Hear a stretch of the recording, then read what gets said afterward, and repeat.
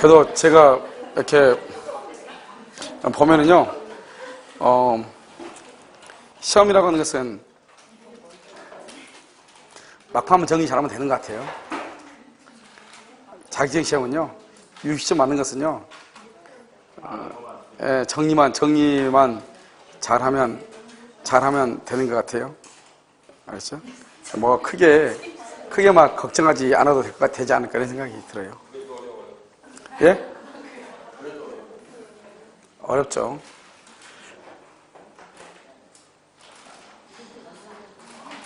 여러분한테는 별로 웃기지 않은데요. 저는 어제 한참을 웃었거든요. 우리 애 때문에요. 큰애 그 대학 면접 간다고요. 같이 이제 대략적으로 갔거든요. 그래서 갔는데요. 걔가 좀 약간 자기 중심적으로 남 창피하고 이런 거 전혀 가리지 않거든요. 그래서 갔는데요. 야, 뭐 물어보디? 이렇게 물어봤어요. 기다리다가 데려와야 되니까요. 물어봤더니, 뭐 이거저거 물어봤어. 그래서, 그래, 뭐 특별히 기억난 거 없어? 그러니까, 있지. 그래서, 뭐야? 그랬더니, 얘기를, 마지막 할 말이 없다고 물어봤대요.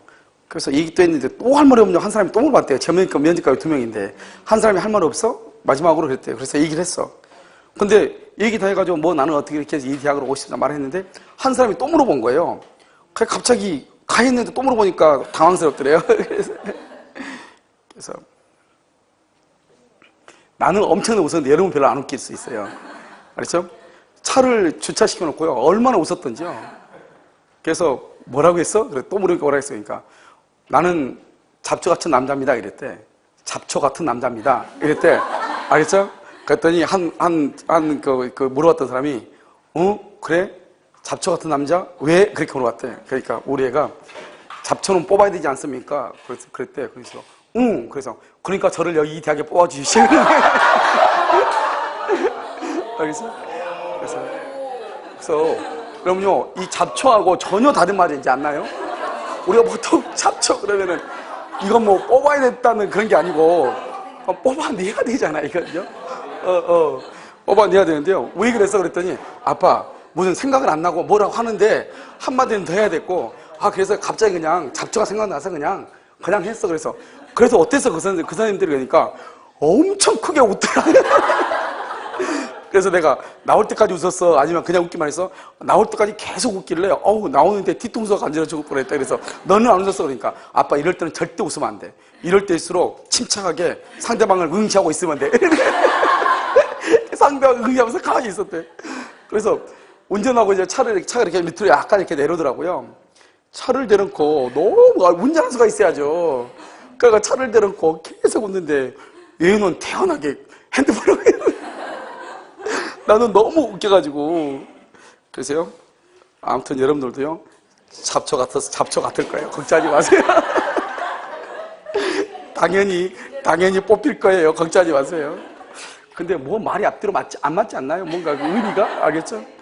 아무튼요. 그래요? 그래서 전혀 이상하지 않게 아주 당당하게 항상 말하면 뭐냐면 면접을 잘했어 이렇게 물어보잖아요. 그러니까 나는 뭐 완벽하지 뭐 뭐가 완벽한지 모르겠어. 그래서 학교를 너무 많이 안 다녀가지고 가는 데마다 질문이 너는 왜 이렇게 학교를 많이 빠졌냐 이렇게 학교를요 거의 고등학교 1학년 같은 때는 중학교 때까지 거의 초등학교 학교를 다녀온 적 거의 없고요. 그러니까 어디서 졸업했는지 모르죠. 초등학교 어디서 졸업했는지 잘 몰라요. 안산에 산 것 같긴 한데 어디서 했는지는 모르겠어요.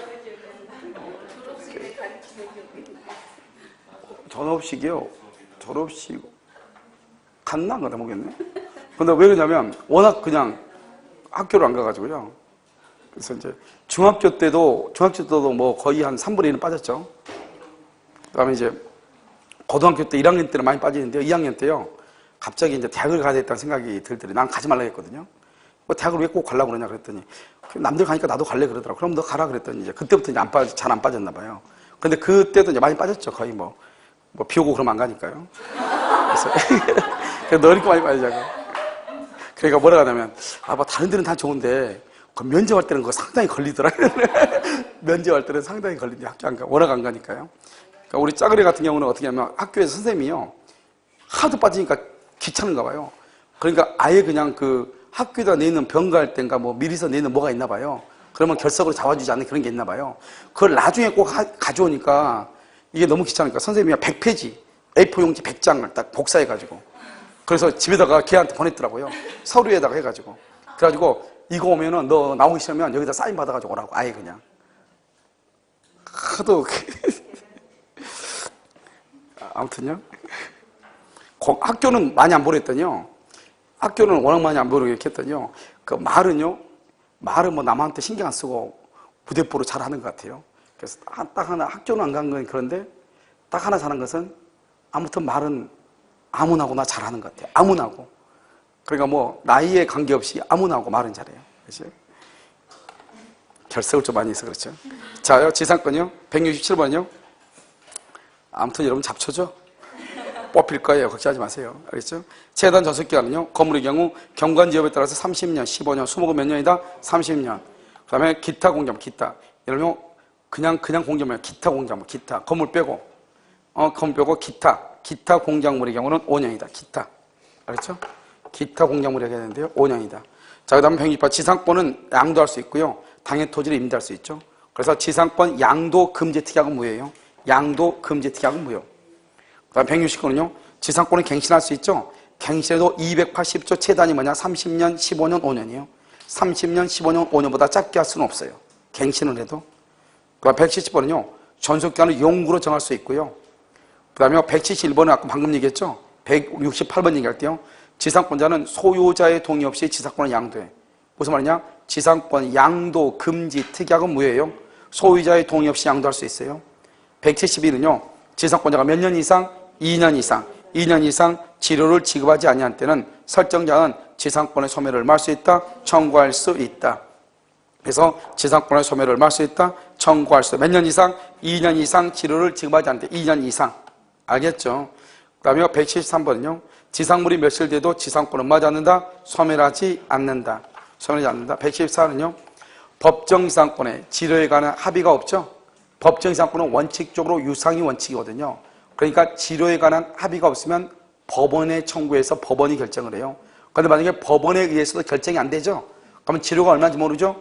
2년 이상 연체했다 해서 소멸을 청구할 수가 있다 없다? 없다. 설정자는요.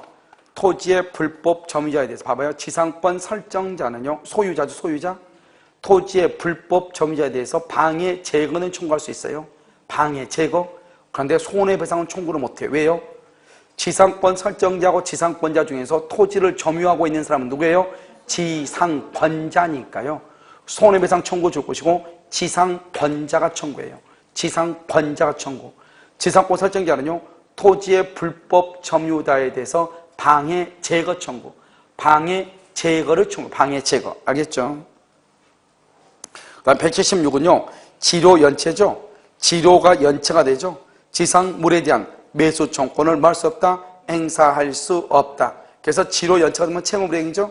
채무불이행은 언제나 두 가지가 안 되죠. 보송을 매수하고 지상물 매수하고. 그 다음에 177은요. 지상권이 붙은 건물이 양도가 되죠. 지상권이 붙은 건물은 소유권이죠. 소유권이 양도가 되죠. 토지의 소유자는요. 건물의 철거를 청구할 수 있다 없다? 없죠. 건물의 철거를 청구하는 것은 뭐에 반한다? 신의칙에 반한다. 자, 법정지상권은요. 우리가 건물이 철거가 되고 건물이 신축이 되죠. 그럼 무슨 건물을 기준한다? 구건물을 기준으로 한다. 179. 법정지상권에서 건물은 등기가 되어 있지 않아도 미등기, 무허가 건물. 이건 몇 번 얘기했죠? 무허가 건물이 되는 건 법정지상권. 또 뭐가 있어? 무허가 건물 되는 건 주택임대차보호법에서 보호대상. 또 무허가 건물 어디? 지상물 매수 청구. 지상물 매수 청구. 법정지상권. 다 인정된다 이 말이죠. 무허가 건물. 180번은요. 건물이 그대로 존속함에도 등기가 멸실되고 등기부가 폐쇄가 됐어. 등기가 멸실되면 이상하네요. 등기부가 그래야 되겠네요. 등기부가 멸실되고 등기부가 폐쇄가 됐다. 그래 돼 있죠? 건물이 그대로 존속함에도 등기부가 멸실되고 등기부가 폐쇄됐어. 그러면 여기요. 여기 근저당권은 소멸한다 안 한다? 안 하죠. 안 하죠. 무슨 경우이다? 등기는 효력 발생 요건이죠. 따라서 법정이사건이 말 수 있다? 성립할 수 있다. 여전히 건물이 있어 없어? 있다. 이런 말이죠. 181번요. 토지 공유자 중 한 사람이 지분 과반수의 동의를 얻어서 건물을 건축했죠. 토지 공유자 중 한 사람이 지분 과반수의 동의를 얻어 건물 건축. 그럼 돼, 안 돼? 안 되죠. 성립한다, 안 한다? 안 한다. 알겠죠? 성립하지 아니한다 이 말이죠. 어떻게 해야 돼요? 공유 토지 위에 건물을 건축하려면 누구의 동의가 있어야 돼? 전원의 동의. 전원의 동의. 그래서 여러분 봐봐. 이렇게. 우리가 여러분요, 법정 상권이 안 되는 거 지금부터 얘기해. 항상 우리가 암기해야 되는 거, 항상. 알겠죠? 기본적으로. 첫 번째요, 공동저당이죠. 공동저당에서 건물이 철거 후 신축된다. 신축. 원칙은 된다, 안 된다? 안 되죠? 그런데 신축 건물의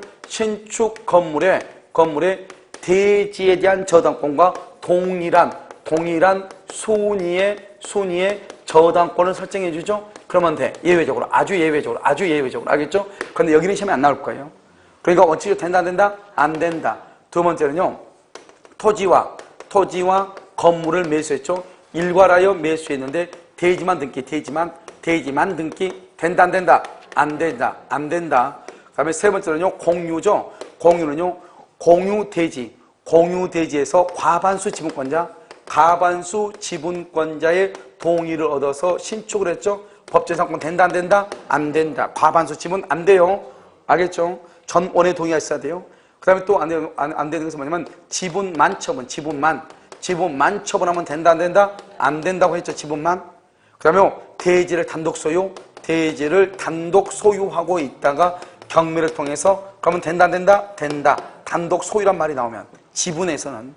그 다음에 네 번째요, 명의 신탁자하고 수탁자는 법정의 상권이 된다, 안 된다? 신탁자하고 수탁자 안 되죠? 이렇게요. 이건 안 돼. 그 다음에 또 여기서 또 뭐가 있냐면 신탁자, 수탁자 안 된다 이렇게 돼 있죠? 그 다음에 이제 다섯 번째는 뭐가 있냐면 구분 소유적 공유가 있죠? 이렇게 있으면 갑의 특정 토지 위에 건물을 신축했다. 토지와 건물이 달라진다. 법정 상권 인정된다. 구분 소유적 공유 인정되죠? 그 다음에 여기 여섯 번째요. 우리가 뭐죠? 가등기 담보하고 양도 담보요. 대지에만 의리요 가등기 담보를 했다. 가등기 담보. 그래서 2월 1일이요. 그리고 건물을 3월 1일 신축했다. 법정 상권 된다, 안 된다? 안 된다 이 말이고요. 7번은 저당권자의 승낙을 받아서 신축을 했다. 신축. 된다, 안 된다? 안 되죠. 저당권자의 신축을 받았단 말은 토지에 저당권이 있을 때는 건물이 있었다, 없었다. 기본적으로 이게 여러분요, 가장 중요하죠. 그 다음에 이제 몇 가지가 있죠. 관습상 법정이상권이 인정되지 않는 경우, 환지상 환매다. 관습상 법정이상권은 언제 동일해야 되는가? 그 다음에 저당권, 가압류, 압류다. 그러면 언제 저당권, 가압류, 압류다. 그러면 언제 가압류. 그 다음에 압류다. 그러면 언제 압류. 그래서 저당권, 가압류, 압류냐. 가압류, 압류냐. 그냥 압류냐 이렇게. 알죠? 그러면 저당권을 기준으로, 가압류를 기준으로, 압류를 기준으로 이렇게 토지와 건물이 동일한지 여부를 따지는 것이고, 관습상 법정이상권은 임의 규정이죠. 그러니까 포기할 수 있죠. 그러니까 토지와 건물의 소유자로부터 건물만 매수했다. 그러면 관습상 법정이상권. 그런데 이 지상권자가 대지 소유자와 임대차 계약을 체결했다. 그럼 뭐를 포기한 것이다? 지상권을 포기한 것이다. 무슨 말인지 알겠죠? 그럼 몇 가지만 알고 있으면 되고, 일괄 경매 청구는 뭐죠? 저당권을 설정할 당시에 토지 위에 건물이 있다, 없다? 없죠. 일괄 경매. 저당권을 설정할 당시 토지 위에 건물이 있고 저당권에 의한 경매로 달라진다. 366조. 토지 위에 건물이 있고 건물에 전세권이 설정되고 전세권, 토지 소유자가 달라진다. 305조. 누구한테 법정이상권 인정된다? 전세권 설정자. 알겠죠? 자, 한번 봐봐요. 181번은요. 그래서 안 되죠? 과반수 지분권자 동의 신축 안 되죠? 181번은요. 미등기 건물을 대지와 함께 매도했는데 대지에 대해서만 등기 된다, 안 된다? 안 되죠. 183번도 마찬가지죠. 대지에 대해서만 등기 된다, 안 된다? 안 되죠. 184번은요. 대지와 건물이 동일한 소유자인데 건물의 전세권, 그러고 나서 대지의 특별 승계인은 이렇게 됐죠. 토지가 바뀌었다 이 말, 소유자가 누구한테? 설정자. 다른 말로 건물 소유자한테 법정상권이 설정한 것으로 본다. 185번은요. 구분 소유적 공유 관계 있죠. 구분 소유적 공유 여기요. 구분 소유적 공유 여기죠. 공유. 자신의 특정 소유가 아닌 특정 소유 주거와 특정 소유 그런 법정이상권. 아닌 부분 법정이상권이 아니다. 알겠죠? 그 다음에 여기 이제 186은요. 가압류하고 나서 본압류로 됐죠. 가압류하고 본압류. 그러면 간섭상 법정이상권은 언제를 기준으로 동일성 여부를 따진다. 가압류. 알겠죠? 만약에 감유보다 저당권이 더 먼저 있다. 저당권. 그러면 언제 기준으로? 저당권을 기준으로. 알겠죠? 토지와 건물의 소유자가 동일한가 여부를 따진다. 됐죠? 187은요. 관습상 법정지상권은 법률 행위로 인한 취득이 아니죠. 등기를 필요하지 아니한다. 취득은 등기하지 않죠. 취득할 당시 토지 소유자나 토지를 전등한 제3자에게도 등기 없이 지상권을 주장할 수 있다. 왜요? 지상권은 물권이고 물권은 뭐가 있다? 대항력이 있다. 188. 법정지상권을 취득할 지위에 있는 자에 대해서 대지 소유자가 소유권에 기하여 건물의 철거를 청구하는 거. 아까 얘기했죠? 건물의 철거 청구 된다 안 된다? 안 된다. 뭐에 반한다? 신의 측에 반한다. 그 다음에 법정지상권자가 건물을 제3자에게 양도했다. 양도? 알겠죠? 그러면 양수인은 이 말이죠. 이 말이 뭐냐면 이런 거예요. 여기서 좀 길어가지고 시험에 나오기는 좀 많지 않은데 여기가 을이다. 그리고 을이 지상권자죠. 이 지상권자가요. 지상권자가 건물을 지상권 등기 없이 건물을 병한테 처분해. 그러면 건물만 갑한테 가는 것이 아니고 지상권도 병한테 가야 되잖아요. 그럼 지상권도 병한테 가려면 지상권에 대한 등기가 있어야지. 그런데 등기를 안 하면 그럼 어떻게 돼요? 이 병은 누구를 대해서? 을을 뭐래서? 대위에서 누구한테? 갑한테 누가 앞으로? 을한테 등기를 해달라고 하고 을한테 만약에 지상권 등기가 오죠? 그러면 자기한테 다시 무슨 등기 해달라고 해? 이전 등기. 근데 이것은 너무 길어가지고요. 그 정도 참고만. 189번은요. 그래서 그래 됐죠? 까맣게 된 거 두 번째 줄 끝에 보면 양수인은 여기서 말하면 병이죠? 양도인 을을 순차 대위하여 토지 소유자 갑, 건물의 전 소유자 을에 대하여 지상권 설정 등기 및 이전 등기를 청구할 수 있다. 그러니까 이 말이 무슨 말이죠? 아직 건물을 매수해서 건물은 등기했지만 아직 지상권을 등기하지 않았다 해가지고 건물의 철거를 청구하는 것은 뭐에 반한다? 신의 측에 반한다. 자, 190번요. 관습에 의한 법정지상권이 있는 건물에 대한 경매 절차에서 위 건물을 취득한 매수인은 부지 소유자에 대한 관계에서 지상권으로 말 수 있다? 대항할 수 있다. 경매 절차에서 취득 동그라미 취득 등기 없이 대항할 수 있다. 경매니까. 191은요. 토지 소유자가 그 지상에 건물을 건축할 당시 이미 토지를 타에 매도하여 줄고 이미 토지를 타에 매도하여 소유권을 이전하여 줄 의무를 부담 이미 토지를 타에 매도하여 소유권을 이전하여 줄 의무를 부담 알겠죠? 인도 의무를 지닌 자 무슨 점이다? 타주 점령. 법정하고 성립한다 안 한다? 안 한다. 192. 원래 동일인의 소유권 기속이 원인무효. 원래 동일인의 소유권 기속이 원인무효. 그러면 처음부터 토지와 건물의 소유자가 동일하다 동일하지 않다? 동일하지 않다. 법정지상권 인정된다 안 된다? 안 된다. 193. 관습상 법정지상권을 취득한 자가 바로 옆에 대지에 관하여 임대차 계약. 법정지상권을 취득한 자가 줄 것이고 가운데 대지에 대해서 임대차 계약. 대지. 그러면 뭐를 포기한 것이다? 법정지상권을 뭐한 것이다? 포기한 것이다. 알겠죠? 자, 지역권이요. 민법상 지역권의 존속기한은 몇 년이죠? 민법상 몇 년? 그럼요. 민법상 존속기한은 뭐죠? 제한이 있다 없다? 없어. 아무런 규정이 없다. 영구무한으로 가능하다. 요역지와 승역지는 반드시 인접할 필요가 없죠. 서로 인접 그러면 상린관계가 된다. 196. 지역권자에게는 지역권은 점유하지 않죠. 반환청권이 없다. 197. 저 지역권 설정 등기는 지역권 설정은 승역지 등기부 을구에다 하죠. 198. 지역권을 방해할 염려. 그러면 염려가 있다. 방해, 제거하고 방해, 예방은 가능하죠. 그래서 예방은 할 수 있다. 청구할 수 있다.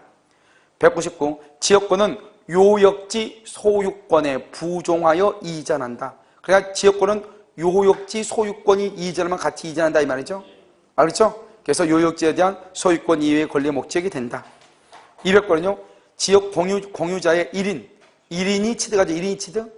그러면 모두가 다 취득한다고 그랬죠. 좋은 거니까. 만약에 이러면 소멸은 어때요? 소멸. 한 사람한테 소멸하면 모두가 다 소멸하는 것이 아니고 전원이 소멸해야 소멸하죠. 201번은요. 1인은 지역권에 관하여 지분에 관하여 그 토지를 위한 지역권을 소멸하게 하면 된다 안 된다? 안 되죠. 202는 점유로 인한 지역권의 취득기간의 중단. 취득 동그라미 중단 동그라미. 점유로 인한 지역권의 취득기간의 중단이죠. 취득을 중단하죠. 모든 공유자에 대한 사유가 아니면 효력이 있다 없다? 없다. 모든 공유자에 대한 사유가 아니면 효력이 없다. 이렇게. 203번 지역권은 계속되고 뭐가 된다? 표현된다. 계속되고 표현되면 시효취득을 할 수 있다. 전세권은요. 204번 전세권자가 소유자의 승낙 없이 전세권을 제3자에게 뭘 한다? 양도하죠. 소유자의 승낙 없이 전세권을 제3자에게 양도한다. 그럼 여러분 전세권자가 소유자의 승낙 없이 전세권을 제3자에게 양도할 수 있어 없어? 있죠. 소멸 청구 사유가 되지 않는다. 맨 그때 죄송해요. 줄거 소멸 청구 사유가 되지 않는다. 알겠죠? 그런데 문제는 뭐죠? 소유자의 승낙 없이 거기를 줄고 거기다 뭐라 써야 돼요? 불가항력적 손해 책임. 불가항력적. 그러니까 소유자의 동의 없이면 설정자의 동의 없이 넘길 수 있죠. 하지만 불가항력적 손해에 대해서 책임을 진다. 205번은요. 타인의 토지에 있는 건물의 설정. 꼭 이런 말. 이런 봐봐. 여기 갑의 토지 위에 을이 이렇게 건물을 가지고 있잖아. 을이 이 건물에 대해서 전세권이 있어. 그런데 이 건물은 남의 땅에다 건물을 어떻게 짓겠어요? 여기는 반드시 땅에다가 뭐가 있다? 지상권이나 뭐가 있어? 임차권이 있다 이 말이죠. 그러니까 남의 토지 위에 있는 건물에 전세권을 설정하면 이 전세권은 이 건물을 소유하기 위한 지상권, 임차권에도 뭐 한다? 미친다. 그래서 임차권에도 뭐 한다? 미친다. 이렇게. 208번은요. 206번 전세권자는 통상의 관리에 속한 수선해야죠. 통상의 관리, 전세권자. 여기다 전세권자는 뭘 바꾸면 좋아요? 임대인은 통상의 관리에 속한 수선하는 임대인. 그래서 우리가 임대차에서는요. 임차인은 필요비를 청구할 수 있죠. 그러니까 여기는 임대인은 그러는데 전세권자를 전세권 설정자 그러면 난리가 나는겨. 알겠죠? 전세권에서는 누가 필요비를 부담한다? 전세권자. 그 다음에 207번 전세권의 목적물의 일부가 불가항력으로 멸실되죠. 그 멸실된 부분의 전세권 소멸해. 거기로 줄고 쓰고 뭐라고 한다? 거기다 뭐라고 써야 돼? 불가분성의 예외. 불가분성의 예외. 그럼 불가분성의 예외는 두 가지가 있어. 불가분성의 예외는 두 가지. 뭐가 있어? 불가분성의 예외는 두 가지가 있죠. 지금 방금 이거 하나 전세권. 다음은 또 뭐죠? 공동저당에서 무슨 배당? 동시배당. 알죠? 이렇게 불가분성의 예외 두 가지. 그래서 공동저당에서 동시배당. 또 한 가지는 뭐다? 지금 여기 있죠? 전세권의 일부가 불가항력으로 멸실하죠. 그러면 그 멸실된 부분만 소멸을 해. 그 다음에요. 그런데 거기서 막 일부가 써봐. 그다 동그라미. 일부가 동그라미. 전세권자의 귀책 사유로 멸실. 일부가 전세권자의 귀책 사유로 멸실. 그럼 일부가 전세권자의 귀책 사유로 멸실되면 어떻게 돼요? 옆줄 긋고 손해를 배상할 책임.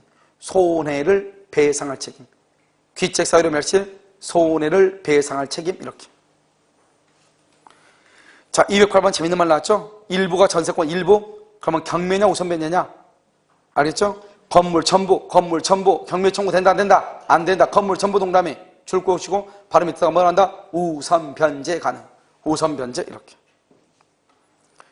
그럼 전세권도 상린관계가 적용인데 상린관계는 소유권, 지상권, 전세권, 임차권. 소유권, 지상권, 전세권, 임차권. 그러니까 전세권자도 상린관계가 적용이 된다. 그 다음에 210번 인도는 전세권의 성립요건이 아니에요. 성립요건은 전세금 지급이에요. 그러면 이 계약과 내가 뭐라고 차이가 있어? 매매계약에서 동시행항배권. 동시행항배권 할 때는 매매에서 목적물의 인도와 소유권 이전 등기가 잔금하고 무슨 관계? 동시행. 그 말하고 다른 말이라고. 이건 성립이죠. 인도는 성립요건이 아니다. 그 다음에 221 전세권의 전속기간 중 전세 목적물의 소유권이 이전되죠. 전세 목적물의 소유권. 이게 전세권은 시험에 나오는 게 거의 딱 정해져 있어. 갑하고 을하고 그래서 보면 갑의 소유권이 이전된 경우가 있고 병으로 여기서 갑하고 이렇게 을하고 있으면 을에서 정으로 전세권이 양도된 경우가 있고 전세권 설정자가 양도된 경우가 있다고. 그런데 여러분 전세권은 항상 여기 뭐가 있어? 전세권은 물권이니까 언제나 뭐가 있어? 대항력이 있죠. 그러니까 전세권이 소유권이 양도가 되면 양수인한테 무조건 전세금 반환 청구. 양수인한테. 그러니까 종전 전세권 설정자는 전세금 반환 의무가 없는 거예요. 그런데 전세권자가 양도되죠. 전세권이 양도되죠. 설정자의 동의 없이 그럼 불가항력적 손해에 대해서 을은 책임만 지면 되죠. 동의 없이 양도하면 되죠. 그랬을 때는요, 갑은요, 전세금을 정한테 전세금을 반환해. 왜요? 등기부에 전세권 이전에 부기 등기가 되어 있을 거 아니에요. 그러니까 정한테 전세금을 반환하면 돼. 여기서 지금 뭐가 나왔죠? 그러면 전세 목적물이 소유권 이전되죠? 구소유자의 전세권자에 대한 전세금 반환으로 뭐가 된다? 소멸. 법정 갱신도 시험에 잘 나와. 법정 동그라미 등기한다 안 한다? 안 한다. 등기 없이도 제3자에 대하여 자신의 권리를 말할 수 있다? 주장할 수 있다. 제3자에 대하여. 알겠죠? 자신의 권리를 주장한다 말이 대항할 수 있다 이 말이죠. 213번은요. 전세권 설정 등기 말소에 필요한 서류를 교부하거나 제공하지 않으면 뭐죠? 전세금의 반환을 말할 수 있다? 거절할 수 있다. 그러면 전세권이 끝나죠? 전세 목적물의 전세금에 반환하고 전세 목적물의 인도 및 말소 등기에 필요한 서류의 교부 의무는 무슨 관계다? 동시이행이다. 동시이행. 그러니까 경매를 청구하려면 상대방을 뭐에 빠뜨려야 돼? 이행 지체에 빠뜨려야 된다. 214. 전세권자는 원 전세권 설정자의 동의 없이 뭐 할 수 있다? 전전세. 그러면 전전세 하면은 동의 없이니까 215. 불가항력으로 인한 손해에 대해서 책임을 진다, 안 진다? 진다. 이렇게 진다. 그 다음에 갑은 자신의 건물에 을 명의의 전세권을 설정해주고 그 후 을이 전세권의 병 명의의 저당권을 설정해줬다. 그러니까 전세권 위에 저당권 있죠? 그럼 여기 봐. 우리가요, 여기 봐봐. 전세권 위에 저당권이 있죠? 용익권 등의 전세권은 등기가 말소가 되면 전속기한이 만료가 되면 말소 등기 없이 당연히 소멸되고 용익권 등의 전세권 위에 있는 저당권은 더 이상 실행할 수 없다. 저당권자는 전세권자가 반환받을 전세금 위에 뭘 한다? 압류 등을 해야 된다. 그러면 전세권 설정자는 전세금을 제3자에게 지급해야죠. 그런데 전세기한이 끝났음에도 불구하고 제3자의 압류 등이 없으면 설정자는 전세금을 누구한테 반환한다? 전세권자에게. 1번. 을의 전세기간이 전속기간이 만료로 종료. 용익 물권적 권능은 말소 등기 없이 당연 소멸. 됐죠? 그 다음에 니을 봐봐. 니을. 을의 전세권의 전속기간이 만료로 종료가 되죠? 병은 저당권은 전세권 자체에 대해서 더 이상 저당권을 말 수 없다. 실행할 수 없다. 맞죠? 맞죠? 자, 니은 법정 갱신이죠? 등기해야 돼. 등기 없이도 갱신되죠? 그 다음에 디귿 병의 전세권 저당권. 전세권 저당권이 뭐죠? 전세권 위에 저당권이 있는 것을 줄여서 전세권 저당권이죠? 이것도 피담보 채권을 수반하면, 즉 무슨 말이냐? 전세권만, 저당권만 독자적으로 양도할 수는 없죠. 그런데 피담보 채권하고 함께 양도할 수 있다 없다? 있다. 피담보 채권도 수반하면 양도가 가능하다. 다 맞는 말이에요. 자, 유치권 217. 점유가 불법행위. 점유가 불법이다. 뭐 전세권은요, 웬만한 거 다 나온 것 같죠? 점유가 불법이다. 그러면 안 되는 거 세 가지. 유치권이 안 된다. 주의토지 통행권 안 된다. 통행지역권 안 된다. 통행지역권 생각났으니까 말하면 통행지역권은 3박자가 무조건 있어야 된다. 첫 번째 요역지 소유자가 어디에다가 승역지상에 통로를 개설. 딱 세 가지. 요역지 소유자가 승역지상에 통로를 개설. 알겠죠? 그래야지 통행지역권이다. 알겠죠? 자, 유치권. 점유가 그만하면 안 되죠. 여기서 양심상이요. 뭐 그만해도 되는데 나는요. 3장밖에 안 남았는데. 알겠죠? 됐죠? 더 해야 되죠. 그러니까요. 217. 그래야지 잡초가 뽑혀요. 자요. 점유가 불법행위로 인한 경우에는 당의 물건에 대한 유치권을 말할 수 없다. 취득시효할 수 없다. 취득할 수 없다. 자요. 유치권자는 채무의 변제를 받기 위해서 경미하죠. 변제 동그라미 거기다가 우선 변제 그러면 난리가 나. 우선 변제. 왜요? 유치권은 우물추가 없어. 우물추. 그러니까 우선 변제 그러면 안 돼. 그냥 변제라고 해야 돼. 그럼 맨 끝에 경매를 뭐라 한다? 환가를 위한 경매. 무슨 경매? 환가를 위한 경매다. 219. 유익비를 지출할 유익비. 항상 유익비는 누구의 선택? 회복자. 다른 말로 소유자. 선택이죠. 선택은 지출 비용 인하 또는 증가액 둘 중 하나를 선택해서 행사한다. 220은요. 수급인의 재료와 노력으로 건축이죠. 누구요? 수급인의 재료와 노력으로 건축이죠. 그럼 누구 거죠? 수급인이죠. 유치권이 된다 안 된다? 안 되죠. 안 된다. 그런데 건축 동그라미하고 도급인 소유로 합의. 그러면은 유치권이 된다 안 된다? 된다. 자, 221. 유치권은 점유의 상실 동그라미 상실로 소멸하죠. 상실은 뭐라냐 따라서 침탈당한 경우, 유치권을 소멸을 해. 그런데 점유가 계속되는 동안은 피담보 채권을 소멸시효가 뭘 한다? 진행한다. 그래서 이른바 죄송해요. 유치권의 행사, 거기를 주고 가야 돼. 유치권의 행사로 점유가 계속된다 하더라도 피담보 채권을 소멸시효는 뭘 한다? 진행한다. 유치권 행사가 중요해. 유치권을 행사해도 소멸시효는 뭐 한다? 진행한다. 222. 채무자 소유의 건물 등 부동산에 이렇게 됐죠? 경매 개시결정 기입등기. 이런 봐봐. 그럼요, 여기 내가 지금 몇 번 얘기를 해도 이것은요, 여기 딱 보면 여기서 저당권이냐, 여기서 가압류냐, 이런 것은 절대로 중요하지 않아요. 뭐가 중요해요, 여기서요? 압류 또는 무슨 등기? 경매 기입등기란 말이 중요해요. 이게 기준이에요. 저당권이다, 가압류가 기준이 아니고 압류나 기입등기가 기준이라고. 그럼 여기서 어떻게 하죠? 여기 압류가 되기 전에 여기서 유치권이 있다. 여기 압류가 되고 난 다음에 여기서 유치권이 있다 이 말이죠. 그런데 여기 경락인이 이렇게 했죠. 경락인이 있으면 여기 유치권자는 압류나 기입등기 전에 있는 유치권자는 대항할 수 있고, 알겠죠?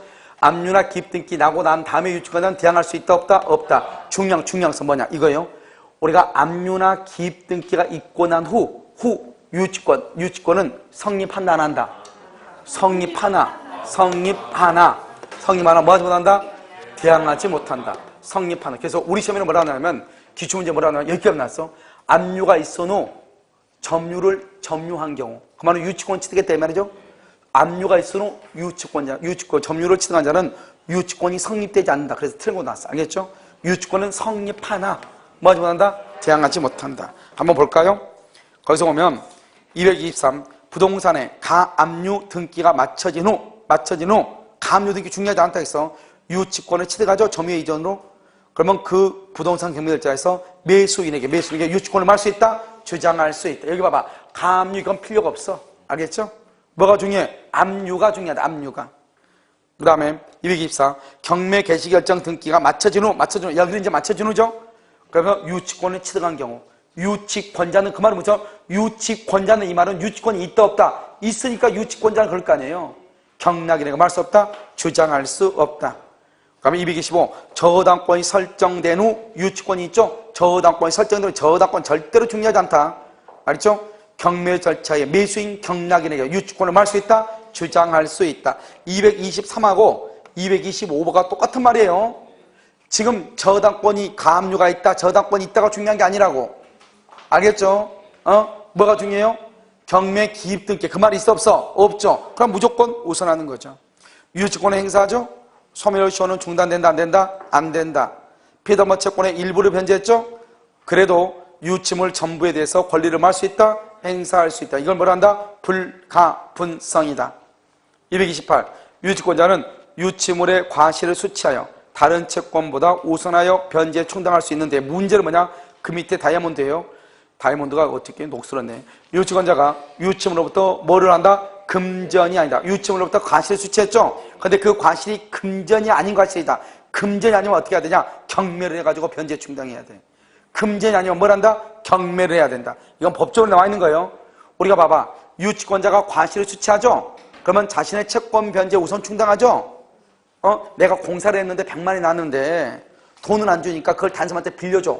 한 달에 20만 원씩 나와. 그러면 이거 20만 원 내가 받아서 공제한다 이 말이죠. 100만 원에서. 그런데 그것이 금전이 아니고 다른 물건으로 받아서 물건. 그럼 마음대로 공제가 된다 안 된다? 안 되고 어떻게 해야 된다? 경매해가지고 돈으로 만들어서 공제한다 이 말이죠. 알겠죠? 자, 그 다음에요. 여러분 229 권리금, 230 보증금. 된다 안 된다? 안 된다. 매매대금 된다 안 된다? 매매대금 안 되죠? 매매대금은요 한 4가지가 있는데 다 쓰지 말고 필요 없고 뭐가 있죠? 계약 명의신탁. 계약 명의신탁. 그 말만 쓰면 되죠. 계약 명의신탁에서 신탁자가 수탁자한테 행사하는 매매대금 상당의 부당이득 반환 청구권이죠. 계약 명의신탁에서 신탁자의 매매대금 상당의 부당이득 반환 청구죠. 그것은 뭐죠? 유치권이 된다 안 된다? 안 되죠.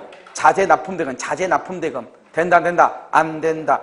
지상물 매수대금 부속물 매수대금, 매수는 매매죠. 된다 안 된다? 안 된다. 보증금 안 된다. 권리금 안 된다. 지상물 매수대금, 부속물 매수대금, 자재 납품대금. 그 다음에 계약명시상 안 된다. 그 다음에 또 안 되는 게 뭐냐면 임차인이요.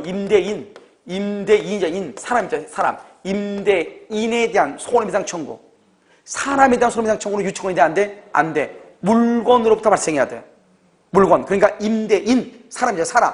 임대인에 대한 손해배상 채권. 된다 안 된다? 안 된다. 이 말이죠. 그 다음에 유치권의 발생을 배제하는 특약은 유효이다 무효이다? 유효. 유치권은 변제가 있어야 되죠. 또 하나 쓰면 써봐. 유치 중 목적물이 멸실한 경우, 유치 중 목적물이 멸실된 경우, 옆줄 긋고 화재보험금의 권리행사 X. 화재보험금의 권리행사 X. 왜 안 되죠? 왜? 무슨 말인지 알겠죠? 물상대가 안 된다. 유치권은 우물추가 없다. 물상대가 안 된다. 멸실 그러면 유치권은 안 돼. 알겠죠? 물상대가 안 된다. 뭐 이제 다 끝났어요. 저당권이요.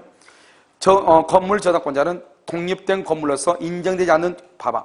독립된 건물로 인정되지 않는 중축부문 줄거 부합물이죠. 부합물에 대해서 저당권을 행사할 수 있다. 이런 봐봐요. 여기 저당권.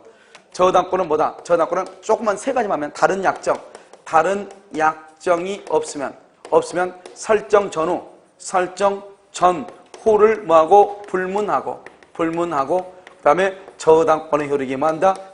뭐죠? 어디요? 부합물과 어떻게 종물에 뭐한다? 미친다. 그런데 이게 미치는데 여기 이제 세 가지가 가장 대표적인 것이고요. 굳이 여기다가 두 개를 더 쓰면 뭐가 있죠? 등기 여부를 뭐한다? 불문하고 경매 목록에 기재된 여부를 불문하고. 그런데 가장 대표적인 이거죠. 다른 말이 없어야 돼. 다른 말이 있으면 미치지 않을 수도 있어. 다른 말이 없으면 설정 뭐를 불문하고 전후를 불문하고 어디에? 부합물과 종물에 만다 미친다. 그러니까 여기는 지금 독립된 건물로 인정되지 않는 중축부문에 의하는 부합물이죠. 부합물에 만다 미친다. 저당권 설정 D 종물에 만다 미친다. 저당권의 효력은 종물에 미치지 않는다고 약정. 까맣게 종물에 미치지 않는다고 약정 됐죠? 등기하면 제3자한테 말 수 있다. 대항할 수 있다. 여기 봐봐. 다른 약정이 없어야 되니까. 자, 그 다음에 237. 건물의 중축부분이 기존 건물에 뭐를 했다? 부합해서 독립물로서 효용을 갖지 못한다. 부합물이죠. 경매 목적물로 뭐 되지 않았다? 평가되지 않았다. 아까 내가 말했죠. 두 가지가 더 있다고. 하나가 뭐다? 경매 목적물로 평가되지 않았다. 등기 여부를 불문하고 뭐한다? 저당권의 효력이 뭐한다? 미친다. 알죠? 미친다. 소유권을 뭐한다? 취득한다. 238. 저당권자가 중축하여 소유하고 있는 건물. 지상권자가 축조하여 소유하고 있는 건물. 그럼 이건 뭐죠? 이 지금 뭐냐면 건물이 어디 있죠? 건물 동그라미 해봐. 축조하여 소유하고 있는 건물. 그러니까 독립성 있죠? 건물 아무 말 없으면 여기에는 저당권에게 미치지 않는다. 왜? 건물에 봐봐. 그러면 이런 말 나올 수 있죠. 이런 말. 여기 지금 토지죠. 토지죠. 토지만 있죠. 토지하고 건물하고 임목하고 명인방법하고 농작물 이렇게 했죠. 그럼 어떻게 하냐? 각각이 다 독립한 부동산이에요. 그러니까 토지에 대한 저당권은 건물임원 명문 농작물에 미치지 않는다. 그러니까 토지에 대한 저당권은 건물임원 명문 농작물을 경락받을 수 있다 없다? 없어. 토지에 대한 저당권은 경락 못 받아. 그러니까 시험에 가장 많이 나온 게 뭐냐? 이 두 개야 돼. 토지에 대한 저당권으로 건물을 경락받을 수 없다. 건물에 대한 저당권으로 토지를 경락받을 수 없다. 이렇게.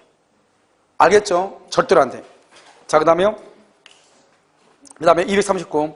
건물 저당권자는 건물의 매각대금에 매매대금에 절대로 물상대야 안 돼. 물상대인은 뭐냐? 물상대는 멸회공이에요. 멸실, 훼손, 공용징수, 멸회공. 그래서 매매대금하고 차임은 절대로 안 돼. 가장 시험에 많이 나온 건 매매대금에 대해서 차임에 대해서 이렇게. 된다 안 된다? 안 돼. 멸회공. 멸실, 훼손, 공용징수. 화재로 뭐냐? 화재가 바로 멸실이야. 화재가 되면 건물이 멸실되죠? 보험금은 물상대의 객체가 되는데 문제는 뭐다? 문제는 객체된다 써.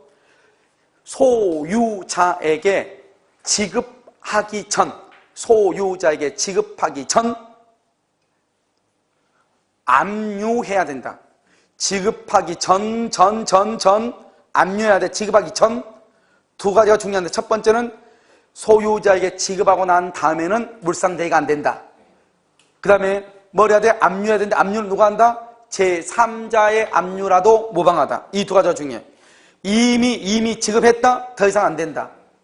알겠죠? 지급하기 전 압류해야 돼. 무슨 말인지 알겠죠? 물상대위 뭐라고? 지급하기 전 압류를 해야 돼. 만약에 압류하지 않으면 우선 면제 된다, 안 된다? 안 된다. 241 공동저당이죠. 그럼 공동저당은 뭐죠? 동시에 배당할 때는 각 부동산의 경매대가에 비례해서 분담을 정하죠. 거기다가 불가분성의 예외. 이게 바로 불가분성의 예외예요. 그런데 여기서 중요한 것은 뭐죠? 각 부동산의 경매대가에 비례해서 분담을 정할 때 어떻게 하는 거죠? 후순위 권리자가 뭐든지 있든지 없든지, 후순위 권리자가 있든지 없든지. 알겠죠? 그래서 분담을 정한다. 자, 됐죠? 그런데 여기서 그럼요, 뭐냐면, 우리가 이제 멸실, 훼손, 공용, 징수가 됐을 때 얘기하는데요. 여기 보면 이제, 글쎄요, 이게 이제 시험에 나올까 하는 것은 좀 있긴 있는데, 지금 보면, 공용용지 취득 및 손실 보상에 관한 특례법에 따라서 저당권이 설정된 토지의 취득에 관하여 토지 소유자와 사업 시행자 사이에 뭐가 됐다? 협의가 성립, 협의. 그럴 때 토지의 저당권자는요, 토지 소유자가 수령할 보상금에 대해서 물상대위가 된다, 안 된다? 물상대위를 행사할 수가 있다, 없다? 없다. 멸실, 훼손, 공용징수가 돼야 되는데, 이 공용징수 수용이잖아요. 그런데 지금 여기는 뭐냐면, 공용용지의 취득 및 손실 보상하는 특례법에 의해서 두 사람이 지금 협의로 했죠. 협의로 하는 것은, 이것은 협의상 취득으로 봐가지고 공용징수로 본다? 안 본다 이 말이죠. 오늘 말했죠. 수용이라든가 공용징수는 보상금만 협의하지 그걸 협의한다 안 한다? 안 하고 법률의 규정에 의해서 일방적으로 하는 거잖아요. 알겠죠? 근데 여기는 어떻게 했죠? 협의를 했죠. 그래서 아마 이것을요, 물상대위가 아니다. 즉 수용이다 아니다. 알겠죠? 그렇게 본 것 같다 이 말이죠. 무슨 말인지 알겠죠? 자, 243 토지를 목적으로 저당권을 설정했죠. 토지를 목적으로 설정한 후 설정자가 그 토지에 뭘 했다? 건물을 축제해. 뭐라고? 토지를 목적으로 저당권이 있고 그 다음에 건물을 축제했는데 더 이상 읽으면 안 되죠? 뭘 한다 이것을? 일괄, 경매, 청구, 법정, 지상권 된다 안 된다? 안 된다. 알겠죠? 자, 그 다음에 봐봐. 여러분, 두 번째 끝에 보면 근저당권자가 토지 소유자에 의한 건축에 동의했다. 그 말은 무슨 말이죠? 근저당권자가 건물을 짓는데 건축에 동의했단 말은 토지에 근저당권이 있을 때는 건물이 있었다 없었다. 법정 지상권이 아니다. 이걸 말한다. 일괄, 경매, 청구다 이 말이죠. 알겠죠? 자, 요 근저당이요. 245 근저당원의 피담보 채권이 확정되기 전 이전 채무자를 변경할 수 있다. 또 이러면 확정되기 이전 동그라미 했어요? 거기다가 채권의 일부가 양도돼도 근저당권은 이전할 여지 없다. 채권 일부가 양도돼도 근저당권은 이전할 여지 없다. 채권 일부가 양도돼도 근저당권은 이전할 여지가 있다, 없다. 알겠죠? 언제는요? 확정되기 전에는 채무자를 변경할 수 있다. 알겠죠? 변경할 수 있다. 변경 동그라미 하고 채무자 변경 후의 것만 담보. 기억나죠? 자, 그 다음에 근저당권은요, 원칙적으로 채권자와 근저당권자는 동일인이 돼야 돼. 특별한 사정이 있으면 제3자 명의 근저당권도 유효해요. 특별한 사정이 뭐냐? 3자 간의 합의. 원래 채권자가 근저당권자가 돼야 되는데 채권자 아닌 제3자가 근저당권자가 되기 위해서는 3자 간에 뭐가 있어야 돼? 합의. 다음 247 근저당권의 확정전에 발생한 원금 채권으로부터 줄고요, 확정 후에 발생한 이자는 뭐가 된다? 담보가 돼. 근데 확정 후 동그라미 하고 확정 후 새로운 거래 관계에서 발생한 채권, 새로운 거래 관계에서 발생한 채권, 새로운 거래 관계에서 발생한 채권은 담보 X. 담보된다, 안 된다? 안 된다. 안 된다. 확정 후에 발생한 이자는 담보된다. 새로운 거래관계 발생한 채권 담보된다, 안 된다? 안 된다. 자, 248. 누가 경매를 청구했냐 중요하잖아. 경매를 청구한 그 사람은 경매 청구 시 확정돼. 나머지 사람들은 언제 확정돼? 경락대금 완납 시. 자, 다시 근저당권자가 누구든지 간에 선순위고 후순위고 뭐 필요 없어. 경매를 청구한 사람은 청구 당시 확정. 취하해도 번복돼, 안 돼? 안 돼. 나머지 사람은 언제 확정돼? 경락대금 완납 시. 자, 선순위 근저당권자가 경매를 신청. 후순위 근저당권의 피담보 채권의 확정 시기는 언제다? 경락대금 완납 시. 249. 피담보 채권이나 기본계약과 분리하여 근저당권만 말도 안 되죠. 근저당권만 종된 권리 양도하면 그 자리에서 무효가 돼. 알겠죠? 소멸해버려. 250조. 채권의 총액이 채권의 총액 줄 것이고 채권 최고액 줄 것이고 채권의 총액 4억, 채권 최고액은 3억. 3억이다. 채무자는 실제 채무 전액을 변제하고 등기 말소다. 그런데요, 누구는요? 물상보증인하고 제3취득자, 물상보증인과 제3취득자는 뭐만? 채권 최고액만 변제하면 된다. 채권 최고액. 251. 근저당권자는 근저당권의 목적이 된 토지의 공용징수 등으로 인하여 토지 소유자가 받을 금전이나 그 밖의 물건에 대해서 물상대권을 행사할 수 있다. 줄과 공용징수. 알겠죠? 그래서 바로 밑에 물상대권 행사 거기까지요. 그런데 토지 소유자가 금전 등을 수령, 토지 소유자가 금전 등을 수령할 수 있다 없다? 없다. 내가 아까 저기 위에 물상대의 여러분 있잖아요. 240번인가 어딘가 얘기한 것 같은데 뭐라고 했어? 보상금을 보험금을 소유자에게 막기 전에 지급하기 전 뭘 해야 돼? 압류. 그렇게 얘기했죠. 바로 여기 이런 말이죠. 근저당과 똑같아. 토지의 소유자가 금전 등을 수령했다. 수령했다는 말이 무슨 말이죠? 지급했다 이 말이죠. 더 이상 물상대의 된다 안 된다? 안 된다. 안 된다. 알겠죠? 그러니까 소유자한테 지급되기 전에 압류를 해야 돼. 알겠죠? 그 다음에요. 이게 참 웃기죠. 내가요 공시보스한테 물어보려다가 물어봤는데 아무튼 뭐냐면 여러분 부기등기 있죠. 어차피 다 끝났으니 뒤에 몇 개 안 남았어. 문제로 보면 두 문제가 몇 개 안 남았어. 여기 봐 어차피 망치 못 미니까 봐봐. 우리가 이제 여기가 지금 울구잖아요. 울구죠. 이렇게 돼 있죠. 1번 A가 근장이죠. 근장인데 2르 1 그래가지고 B한테 이렇게 근장권을 넘기죠. 이전 등기죠. 그런데 여러분요, 나는 좀 안 되게 여러분요, 부기등기는 무슨 등기에 따른다? 주등기에 따른다. 그러면 주등기를 말소하면 부기등기는 직권으로 말소가 되죠? 그렇잖아요. 그런데 근저당권이 이전된 경우하고 근저당권이 양도된 경우하고 뭐가 차이가 있나 모르겠어요? 이전하고 양도하고 양도란 말은 당사자 간의 의사에 의해서 넘기는 걸 양도라고 하거든요. 근데 이게 한번 봐봐. 근저당권 양도의 부기등기, 양도 동그라미 양도. 근저당권이 양도의 부기등기가 이루어지죠? 알겠죠? 그러면 근저당권 설정 등기의 말소 청구는 누구만 상대로 하면 된다? 누구만? 양수인만 상대로 하면 된다. 그렇게 돼 있어요? 다시 한번 봐봐. 첫 번째로 봐봐. 피담보 채무가 소멸되죠. 또는 근저당권 설정 등기가 당청 무효죠.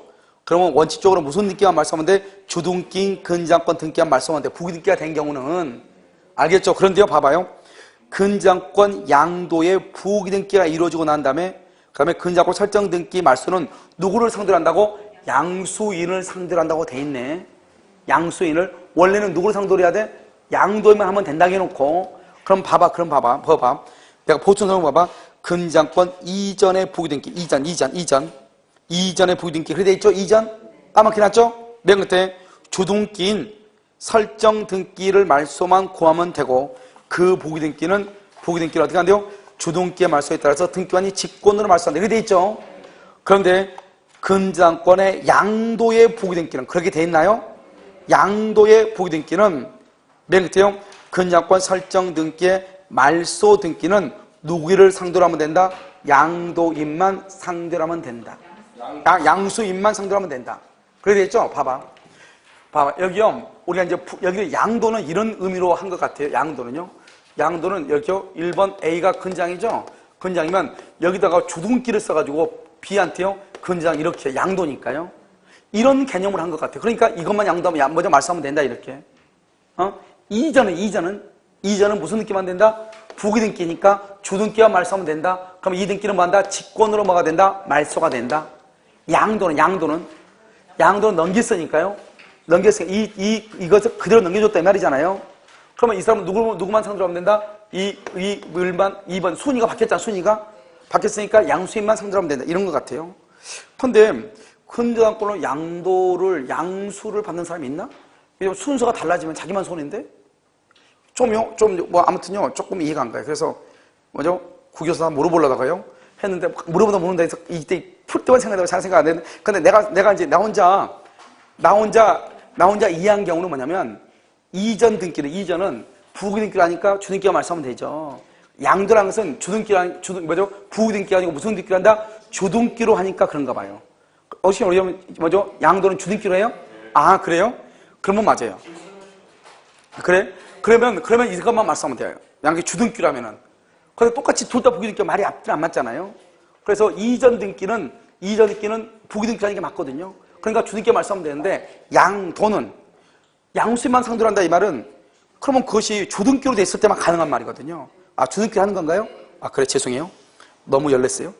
알겠죠? 너무 열렸어요. 알겠죠? 253은요, 부동산에 설정된 근저당권의 피담보 채권이 뭐가 되노? 소멸. 피담보 채권 소멸하죠? 그러고 난 다음에 봐봐. 이런 보면, 우리가 이제 이 말이에요. 이건 이런 다 아는 것들이죠. 여기 있어요? 여기 갑하고 이렇게 을하고 있죠. 을하고 1억을 주고 나서 갑의 건물에다가 이렇게 근장을 잡았거든요. 근장 잡고 등기를 했는데요. 그러면 이렇게 근장권에 설정되어 있는 이 건물을 병이 양수인이에요. 샀단 말이죠. 샀는데 이게 5억짜리면 이 사람한테 돈 5억을 주면서 이걸 말소하라 했겠죠. 돈을 갚으라 했겠죠. 그럼 주된 권리가 없어지니까 저당권도 없어지겠죠. 그럼 이제 이 등기는 유효이다 무효이다? 무효겠죠. 이 등기는 이제 말소를 해야 되잖아요. 그러면 이 사람은 팔았고 이 사람은 샀죠. 이 사람이 뭐죠? 이 사람이 소유자죠. 이 사람은 소유자로서 말소 청구하거든요. 소유권. 그래서 이 사람이 말소를 청구하는 것은 물권적 청구권이에요. 소유자니까요. 그러면 종전의 소유자, 이 사람은 소유자도 아니다? 팔았으니까 소유자가 아니죠. 소유자가 아니면 물권이다 아니다? 물권이 아니죠. 물권이 아니면 뭐다? 채권이죠. 그래서 이것은 채권적 청구권으로서 말소를 청구해. 자기가 있으니까 말소해가지고 줘야 될 거 아니에요. 그래서 거기 한번 보면 부동산에 설정된 근저당권의 피담보 채권 소멸한 피담보 채권 소멸 줄 거 봐. 그러면 써요. 거기다가요. 근저당권은 당연 소멸. 근저당권은 당연 소멸이요. 알겠죠? 그러고 나서 뭐만 하면 돼요? 등기만 말소하면 되죠. 그런 상태에서 소유권이 제3자에게 이전되죠. 그럼 현재 소유자는요. 근저당권 설정된 게 말소를 구하죠. 현재 소유자 동그라미하고 물권적 청구권이에요. 알죠? 이게 물권적 청구권. 이러면 우리가 등기에서 물권적이냐 채권적이냐 할 때 나온다니까. 무슨 말인지 알겠죠? 그 다음에요. 종전 소유자요. 종전 소유자를 뭐라 한다? 채권적 청구권. 종전 소유자요. 채권적 청구권이요. 무슨 말인지 알겠죠? 이걸 채권적 청구권 이렇게 말소를 구할 수 있다. 자, 근저당권에 의해서 경매를 청구하죠. 그럼 언제요? 경매 신청 시 확정되고 취하가 돼도 번복된다 안 된다? 안 되고. 만약에 전속기간이나 결산기에 정함이 없죠. 전속기간이나 결산기에 정함이 없으면 언제든지 해지의 의사표시를 해서 피담보 채권을 확정시킬 수 있어. 언제든지. 그 다음에 256. 피담보 채권이 확정이 되죠. 피담보 채권이 확정이 된 이상 확정 후에 발생한 지연이자나 지연손해금은 담보가 되지만 아까 있었어 한번. 그 다음에요. 새로운 거래관계. 썼으니까 쓰지 마. 새로운 거래관계에서 발생한 것은 담보된다 안 된다? 안 된다. 알겠죠? 자, 근저당권 설정 등기가 원인 없이 말소가 됐죠. 이거 웃기죠. 여기 보면 웃긴 게 아니에요. 그냥 아무것도 아닌데 봐봐. 여기 갑이 있고 여기 있죠. 우리 근장이죠. 이런 근장은 뭐가 있죠? 등기 이렇게 있잖아요. 그런데 이렇게 근저당권이 등기했는데 이놈의 근저당권 여기가 병이죠. 병이 여기에 저당권이 있겠죠. 저당권자가 경매를 청구했는데요. 경매를 청구하기 전에 청구가 2월 1일이다. 청구하기 전에 1월 30일 날 이 근저당권 등기가 불법 말소됐어. 부적법하게 말소가 됐어. 말소가 됐으면 이 근저당권은 소멸됐다 안 됐다? 불법 말소가 됐으면 근저당권을 소멸했다 안 했다? 안 했죠. 뭘 쳐다보는 거예요. 왜? 불법 말소니까 아니죠. 왜요? 저당권은 뭐죠? 등기를 효력? 발생 요건이니까. 발생 요건. 그러니까 소멸하지 않았죠. 안 왔는데 일단 말소가 됐으니까 이 상태에서 경매가 된 거예요. 그러면 이 사람 어때요? 이 사람 원래는 불법 말소니까 말소 회복을 해야 되죠. 말소 회복이 되기 전에 경매가 돼버린 거예요. 그러면 이 근저당권을 다시 회복할 수 있다 없다? 회복할 수 없죠. 왜요? 회복해봤자 어차피 말소될 거 아니에요. 회복하니까 회복할 수 없고 다시 뭐 하면 돼요? 뭐 하면? 자기가 근저작권이라는 것을 증명해서 배당을 받으면 되죠. 어차피 회복해도 어차피 소멸하잖아요. 그러니까 회복할 필요가 있다 없다? 없다. 없다. 회복할 수가 있어 없어? 없어. 알겠죠? 그것을 얘기해. 그래서 근저작권 설정되니까 원인 없이 말소된 이후 매각 허가 결정이 확정됐다. 그래서 매수인이 매각되고 완납했다. 그러면 근저작권은 소멸한다. 엽적 없고 근저작권자는 근저당권자임을 입증하여 배당 요구, 배당을 요구하면 된다. 자, 이자는요, 이자는 최고 입증의 망을 본다. 산입, 별도 등기한다, 안 한다? 안 한다. 알겠죠? 자, 그다음에 여러분 이게 이제 문제죠. 봐봐요. 마지막 하나요. 이게 이제 여러분요, 학생들이 자꾸 질문하는 것 내용 중에 하나예요. 이게 보면 갑하고 이렇게 을하고 있죠. 을하고 있으면 여기 채권책 3억이죠. 3억인데요. 여기서 이렇게 갑에서 을 앞으로 건장을 하죠. 건장을 이렇게 등기했죠. 그럼 등기했는데 실제는 어쩌면 4억인가요? 4억. 등기는 3억인데요. 그러면 여기 어떻게 하죠? 이 등기를 말소를 하려면 어떻게 돼요? 채무자는 얼마를 갚아야 되죠? 채무자는 4억을 갚아야 되죠? 여기요, 제3취득자하고 여기 물상보증이죠? 물상보증인은 얼마만 갚아야 되죠? 3억만 갚고 등기에 말소를 청구할 수 있죠? 그런데 여기에 또 누가 있냐면 여기에 또 저당권자, 후수의 저당권자가 있더라 이 말이죠. 이 후수의 저당권자도 이 돈 갚고 말소 청구할 수 있냐 이 말이죠. 여러분 후수의 저당권자는 제3취득자는 물상보증인을 포함한다 안 한다? 안 한다. 후수의 저당권자는 제3취득자가 아니에요. 제3취득자가 뭐예요? 저당권이나 근저당권이 되어 있는 토지나 건물에 대해서 그 다음에 두 번째로 저당권인인데 그 다음에 지상권, 전세권 매수한 사람, 지상권, 전세권 매수한 사람은 제3취득자라고 그래. 2번 후수의 저당권자는 제3취득자에 들어가 안 들어가? 안 들어가죠. 그러니까 이 사람은 우리가 채권법 총칙에 보면은 이해관계가 없는 채무자의 의사에 반해서도 변제를 하고 그 다음 구상권을 행사할 수 있는 경우가 있거든요. 그러니까 이 사람은 채권 총칙으로 가가지고 변제하고 돈을 갑한테 돈 받는 것은 두 번째로 치더라도 지금 우리가 이 근저당권에서 채무자는 전액을 제3취득자고 물상보증인은 뭐하면 채권 최고만 변제한다. 여기에는 이 후수의 근저당권자는 후수의 권리자는 들어간다 안 들어간다? 안 들어간다. 채권법, 판례가 얘기했어. 채권 총칙, 우리 시험법은 아닌데 채권 총칙은 뭐냐면 갑이 을한테 돈 빌려줬죠. 그것을 내가 대신 돈 갚아줄 수 있어 없어? 있잖아요. 가서 친구한테 가서 받으면 되니까.